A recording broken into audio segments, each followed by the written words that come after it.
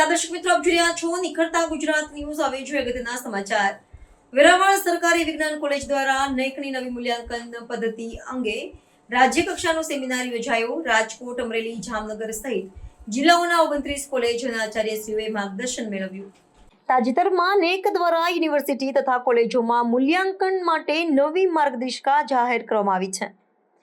નેકની નવી મૂલ્યાંકન પદ્ધતિ સંદર્ભે વેરાવળ સરકારી વિજ્ઞાન કોલેજના SQSL તથા નોલેજ કન્સોર્ટિયમ ઓફ ગુજરાત KCGના સંયુક્ત ઉપક્રમે વેરાવળ ખાતે રાજ્યકક્ષાનો માર્ગદર્શક સેમિનાર યોજાયો હતો. આચાર્ય શ્રી ડોક્ટર સ્મિતા બી છગે પોતાના પ્રાસંગિક ઉદ્બોધનમાં જણાવ્યું હતું કે ગુણવત્તાયુક્ત શિક્ષણ અને સતત સુધારણા એ જ નેક મૂલ્યાંકનનો મુખ્ય હેતુ છે. શિક્ષણમાં નવીનતા અને સંશોધનને પ્રોત્સાહિત કરીને જ આપણે ઉત્તમ ગ્રેડ મેળવી શકીએ છીએ. વધુમાં તેમણે સંસ્થાને રાજ્ય અને રાષ્ટ્રીય સ્તરે શૈક્ષણિક ક્ષેત્રે આગેવાન બનાવવા સતત પ્રયત્ન કરવાની પ્રતિબદ્ધતા વ્યક્ત કરી હતી. આ કાર્યક્રમમાં મુખ્ય અતિથિ તરીકે ભક્ત કવિ નરસિંહ મહેતા, યુનિવર્સિટીના કુલપતિ શ્રી પ્રોફેસર પ્રતાપસિંહ ચૌહાણ, અતિથિ વિશેષ તરીકે સોમનાથ સંસ્કૃત યુનિવર્સિટીના કુલપતિ શ્રી પ્રોફેસર સુકાંત કુમાર સેનાપતિ ઉપસ્થિત રહ્યા હતા.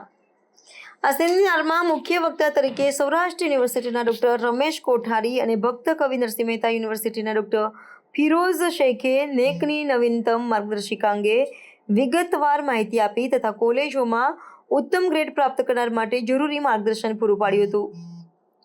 ઉલ્લેખનીય છે કે રાષ્ટ્રીય મૂલ્યાંકન અને માન્યતા પરિષદ નેક, જે યુનિવર્સિટી ગ્રાન્ટ્સ કમિશન હેઠળ કાર્યરત છે, જેનું મુખ્ય કાર્ય યુનિવર્સિટી તથા કોલેજોમાં શૈક્ષણિક ગુણવત્તા, માળખાકીય સુવિધા, સંશોધન તથા અભ્યાસોત્તર પ્રવૃત્તિઓનું મૂલ્યાંકન કરી તેમને ગ્રેડ આપવાનું છે.